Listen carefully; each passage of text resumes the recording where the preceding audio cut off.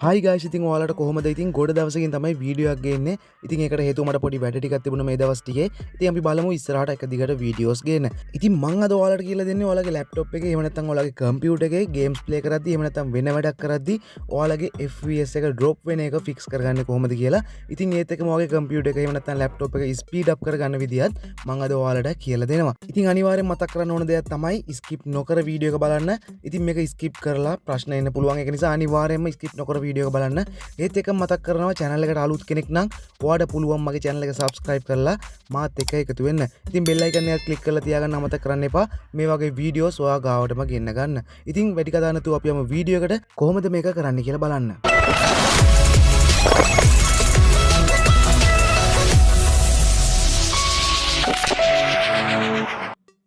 ඉතින් ඔයා අනිවාර්යෙන් මතක තියාගන්න ඕන කාරණයක් තමයි මේ වැඩ ටික කරන්න කලින් ඔයා අනිවාර්යෙන් ඔයාගේ කම්පියුටර් එකට එහෙම නැත්නම් ලැප්ටොප් එකට ඉන්ටර්නෙට් කනෙක්ෂන් එකක් කනෙක්ට් කරගෙන තියාගන්න ඕන. ඉතින් ඒක අනිවාර්යයි. ඉතින් ඒක කරගත්තට පස්සේ තමයි ඊතුරු ස්ටෙප්ස් ටිකට ඔයා යන්න ඕන. මේ විදිහට මම මගේ කම්පියුටර් එකට ඉන්ටර්නෙට් කනෙක්ෂන් එකක් කනෙක්ට් කරගෙන තියෙන්නේ. මෙහෙම කනෙක්ට් කරගත්තට පස්සේ ඔයාට යන්න පුළුවන් ඊළඟ ස්ටෙප් එකට. දැන් මම යනවා මෙන්න මේ විදිහට මෙන්න මේ නෝට් පෑඩ් එකේ තියෙන කෝඩ්ස් ටික ඔයාලට පෙන්නන්න. ඉතින් ඔයාලට මේක නෝට් පෑඩ් එක ඩවුන්ලෝඩ් කරගන්න පුළුවන්. පල්ලෙහා ඩිස්ක්‍රිප්ෂන් එකේ හරි පින් කමෙන්ට් එකේ හරි ඇති ලින්ක් එකක්. අනේ ලින්ක් එකට ගිහලා ඔයාලට පුළුවන් මෙන්න මේ ෆයිල් එක ඩවුන්ලෝඩ් කරගන්න. ඉතින් මේ ෆයිල් එක ඩවුන්ලෝඩ් කරගෙන ඕපන් කරගත්තට පස්සේ ඔයාලට බලා ගන්න පුළුවන් කෝඩ්ස් තුනක් තියෙනවා.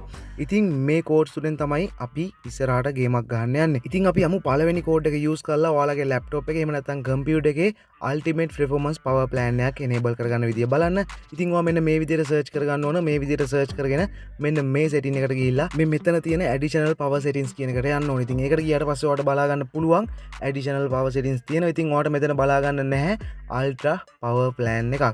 ඉතින් අපි මෙන්න මේක enable කරගන්න ඕන. මේක enable කරගන්න විදිය තමයි දැන් මම ඔයාලට කියලා දෙන්නේ. ඔයාලට පුළුවන් දැන් මෙන්න මේක close කරගන්න. ඊට පස්සේ ඊළඟට එන එකත් ඔයාලට පුළුවන් මේ විදිහට close කරගන්න. ඊට පස්සේ ඔයා මෙන්න මෙතන search කරගන්න ඕන. මම මේ search කරගන්නවා වගේ CMD කියලා. ඊට පස්සේ ඔයාලට මේක enter කරගන්න පුළුවන්. enter කරගත්තට පස්සේ ඔයාලට බලා ගන්න පුළුවන් මෙන්න මේ වගේ interface එකක්. දැන් ඔයා මෙන්න මෙතන මේ තියෙන code එක copy කරගන්න ඕන. ඉතින් මම මෙන්න මේ copy කරගන්න කෑල්ල හරියටම ඔයත් copy කරගන්න ඕන. copy කරගත්තට පස්සේ ඔයාට පුළුවන් යන්න ඔයාගේ CMD එකට. CMD එකට ගිහිල්ලා ඔයාට පුළුවන් මේ copy කරගත්තු code එක මම මේ paste කරන විදියට control V එහෙම නැත්නම් right click කරලා paste කරගන්න. ඉතින් මේක paste කරගත්තට පස්සේ ඔයාට මේ වගේ බලා ගන්න පුළුවන්. දැන් ඔයාට පුළුවන් මේක enter කරගන්න. දැන් ඔයාට බලා ගන්න පුළුවන් ඔයාගේ ultra performance mode එක enable වුණා කියලා ආවා. ඊට පස්සේ ඔයාට පුළුවන් දැන් CMD එක close කරගන්න. ඉතින් මම දැන් CMD එක close කරගන්නවා. close කරගෙන ආයෙත් යනවා මම අර power settings වලට. ඉතින් මේ විදියට search කරගෙන power options කියලා ඔයාට පුළුවන් power settings වලට යන්න. ගිහිල්ලා ඔයාට පුළුවන් additional power settings වලට යන්න. මම මේ යන විදියට ගියාට පස්සේ ඔයාට බලා ගන්න පුළුවන් මේ වගේ ultra performance power plan එකක් enable වෙලා තියෙනවා. දැන් ඔයාට සරලවම කරන්න තියෙන මේක select කරගන්න එක. select කරගෙන ඔයාට පුළුවන් මේ tab එක close කරගන්න. දැන් අපි බලමු දෙවෙනි code එක කොහොමද use කරන්න කියලා. ඉතින් ඔයාට සරලවම මේ tab එක close කරලා ආයෙත් අර codes තියෙන file එක open කරගන්න ඕන. ඉතින් මම මෙන්න මේ විදිහට open කරගන්නවා. ඔයාට දැන් මෙන්න මේ දෙවෙනි code එක use කරන විදිහ තමයි මම කියලා දෙන්නේ. ඉතින් මේ code එකෙන් වෙන්නේ corrupted files තියෙනවා නම් ඒවා හොයලා ඒවා fix කරන එක. ඉතින් ඔයාට සරලවම කරන්න තියෙන්නේ කලින් ගියා වගේ CMD කියලා search කරගෙන command prompt එකට ඔයාට යන්න වෙනවා. ඉතින් ගිහිල්ලා අර code එක ඔයා දැන් මෙතනින් copy කරගන්න ඕන. ඉතින් මේක copy කරගෙන කලින් වගේ ඔයාට පුළුවන් මෙන්න මෙතෙන්ට paste කරගන්න. ඉතින් paste කරගත්තට පස්සේ ඔයාට බලා ගන්න පුළුවන් මෙන්න මේ වගේ corrupted files හොයාගන්න process එක run වෙනවා. ඉතින් මේ process එක run වෙලා auto fix වෙනවා. ඉතින් මේකට ගොඩක් වෙලා යන සාමාන්‍යයෙන් වගේ laptop එකේ තියෙන performance එක අනුව මේකේ time consuming එක වෙනස් වෙනවා. ඉතින් මගේ laptop එකට නම් විනාඩි 20ක් විතර ගියා. ඉතින් මම මේක දැන් speed කරලා තින්නේ. ඔයාට බලා ගන්න පුළුවන් ගොඩක්ම speed කරලා තියෙන්නේ. ඉතින් ඔයාගේකටත් මේ වගේම කාලයක් ගත වේවි.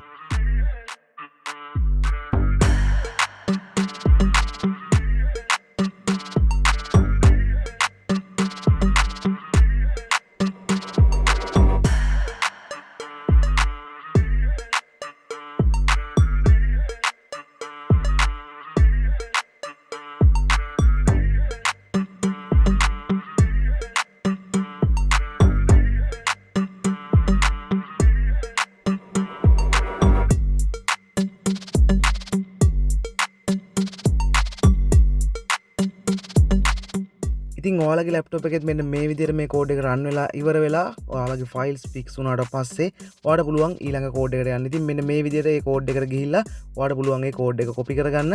ඊට පස්සේ ඔයාලට පරණ විදිහටම ඔයාගේ CMD එකට ගිහිල්ලා අර කෝඩ් එක මේ විදිහට පේස්ට් කරගන්න ඕන. මේ විදිහට පේස්ට් කරගෙන ඔයාලට පුළුවන් මේක එන්ටර් කරගන්න. ඉතින් මේක එන්ටර් කරගත්තට පස්සේ ඔයාලට බලා ගන්න පුළුවන් ඔයාලගේ සිස්ටම් එක ෆුල් ස්කෑන් වෙනවා. ඉතින් ෆුල් ස්කෑන් වෙලා මොනවා හරි බග්ස් තියෙනවා නම් ඒක ඔටෝම ෆික්ස් වෙනවා. ඉතින් මේකටත් විනාඩි 20ක් වගේ එහෙම නැත්නම් විනාඩි 10ක් වගේ කාලයක් ඔයාලට ගත වේවි. ඉතින් මේකත් මම දැන් මේ විදිහට ස්පීඩ් අප් කරගන්නවා. ඉතින් ඔයාලට බලා ගන්න පුළුවන් මේකේ ප්‍රොසෙස් එක වෙන විදිය. ඉතින් අනිවාර්යෙන් මතක් කරන්න ඕන දෙයක් තමයි මේ කෝඩ්ස් රන් වෙද්දී ඔයාලගේ ඉන්ටර්නෙට් කනෙක්ෂන් එක අනිවාර්යෙන්ම ඔයාගේ ලැප්ටොප් එකට කනෙක්ට් කරලා තියෙන්න ඕන.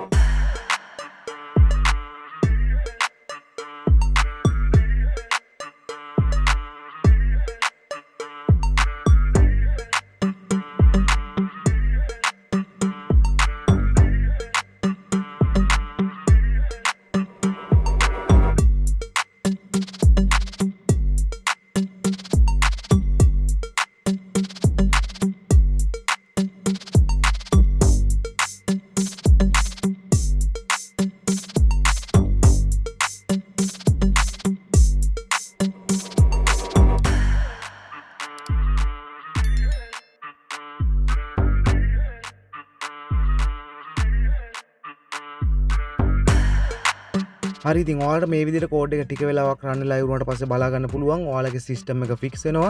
ඉතින් මේක ෆික්ස් වෙලා ඉවරුණාට පස්සේ ඔයාලට පුළුවන් කමාන්ඩ් ප්‍රොම්ප්ට් එක ක්ලෝස් කරගන්න. ඉතින් මම මෙන්න මේ විදිහට කමාන්ඩ් ප්‍රොම්ප්ට් එක ක්ලෝස් කරගන්නවා. ඉතින් ක්ලෝස් කරගෙන මම යනවා දැන් නෙක්ස්ට් ස්ටෙප් එකට. ඉතින් මෙන්න මේක තමයි හොඳම ටූල් එක.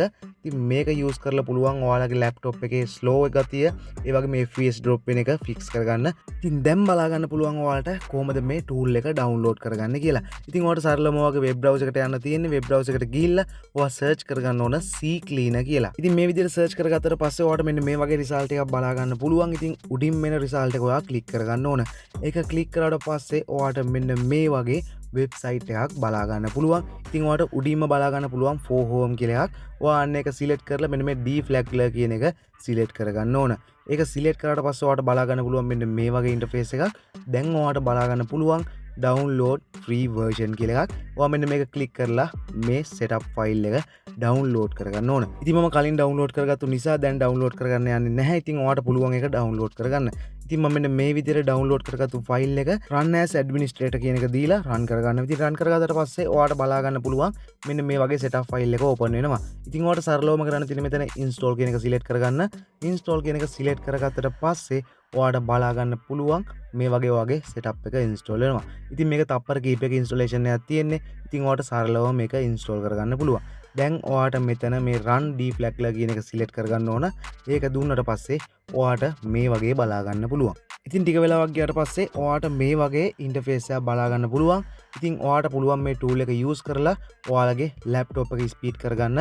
එහෙම නැත්නම් FPS drop වෙන එක ෆික්ස් කරගන්න. ඉතින් මම දැන් පෙන්නන්නම් මේ ටූල් එක කොහොමද ඔයාලා යූස් කරන්නේ කියලා. ඉතින් මේක යූස් කරන විදිය වෙනස් වෙනවා. ඔයාලගේ ලැප්ටොප් එකේ එහෙම නැත්නම් කම්පියුටර් එකේ storage device එක වෙනස් වෙන විදියට. ඒ කියන්නේ ඔයාලගේ ලැප්ටොප් එකේ හරි කම්පියුටර් එකේ හරි තියෙන්නේ SSD එකක් නම් ඔයාලගේ ටූල් එක යූස් කරන විදිය වෙනස්. එහෙම නැත්නම් ඔයාලගේ normal hard එකක් නම් තියෙන්නේ මේ ටූල් එක වෙනස් කරන විදිය තව විදියක්. ඉතින් අපි බලමු දෙවිදියටම කරන විදිය. ඉතින් මගේ කම්පියුටර් එකේ තියෙන්නේ hard drive එකක් නිසා මට මේකේ කරන්න වෙන්නේ මෙන්න මේ විදියට. මෙන්න මෙතන මේ යටින්ම තියෙන defrag කියන එක select කරලා මේ defrag කියන එක select කරගන්න ඕන. ඒක select කරගන්නේ hard drive තියෙන ඒවට. ඉතින් ඔයාලගේ laptop එකේ හරි computer එකේ හරි තියෙන SSD එකක් නම් ඔයාලට මේ application එකේ එහෙම නැත්නම් software එක install කරාට පස්සේ ඔයාලට බලා ගන්න පුළුවන් optimize කියලා එකක් තියෙනවා. ඉතින් ඔයාලට select කරන්න වෙන්නේ අන්නේ optimize කියන option එක. ඉතින් අනිවාර්යෙන්ම මතක තියාගන්න ඔයාලා ළඟ තියෙන hard එකක් නම් normal hard එකක් නම් ඔයා select කරන්න ඕන defrag කියන එක.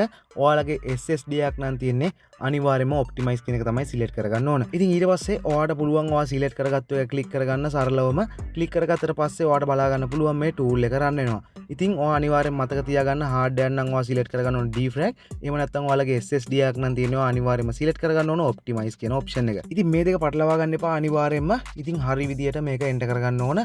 ඉතින් මේක පටලවා ගත්තොත් ඔයාගේ laptop එක එහෙම නැත්නම් computer එක slow වෙන්න තියෙන සම්භාවිතාවය වැඩි. ඉතින් ඔයා අනිවාර්යෙන් මතක තියාගන්න ඕන කාරණයක් තමයි ඔයාලට මේ tool එක run කරාට පස්සේ මේක සම්පූර්ණයෙන්ම ෆික්ස් වෙන්න වෙලාව ගත වෙනවා වැඩි. ඉතින් සමහර විට දවසක් වුණත් යන්න පුළුවන්. ඉතින් ඒක නිසා ටයිම් තියෙන වෙලාවක මේ ටූල් එක රන් කරන්න අමතක කරන්න එපා. ඉතින් ඒක නිසා මම මේක දැනට පෝස් කරගෙන මේක මිනිමයිස් කරගන්නවා. ඉතින් මිනිමයිස් කරගෙන අපි යමු නෙක්ස්ට් ස්ටෙප් එකට මොකක්ද කරන්න කියලා බලන්න. ඉතින් මම දැන් මේ ටූල් එක මිනිමයිස් කරගන්නවා. ඉතින් මිනිමයිස් කරගෙන මම යනවා සර්ච් බාර් එකට. ඉතින් සර්ච් බාර් එකට ගිහිල්ලා සර්ච් කරගන්න ඕන රන් කියලා. රන් කියලා සර්ච් කරගත්තට පස්සේ ඔයාලට මේ ඇප්ලිකේෂන් එක රන් කරගන්න පුළුවන්.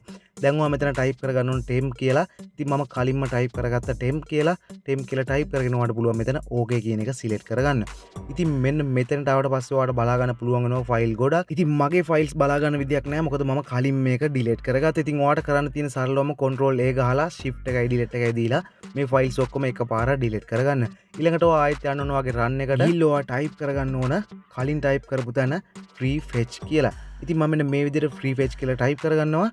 ටයිප් කරගෙන ඔයාලට පුළුවන් මේ යටින්ම තියෙන ඕකේ කියන එක ක්ලික් කරගන්න. ඕකේ දුන්නාට පස්සේ ඔයාලට බලා ගන්න පුළුවන් මෙන්න මේ වගේ ෆෝල්ඩර් එකක් ඕපන් වෙනවා. ඉතින් මේ ෆෝල්ඩර් එක තුල ඔයාලට බලා ගන්න පුළුවන් මෙන්න මේ වගේ ෆයිල්ස් ගොඩක් තියෙනවා. ඉතින් අර ටෙම්ප් ෆයිල්ස් වල තියෙන මෙන්න මේ වගේම ෆයිල්ස් තමයි.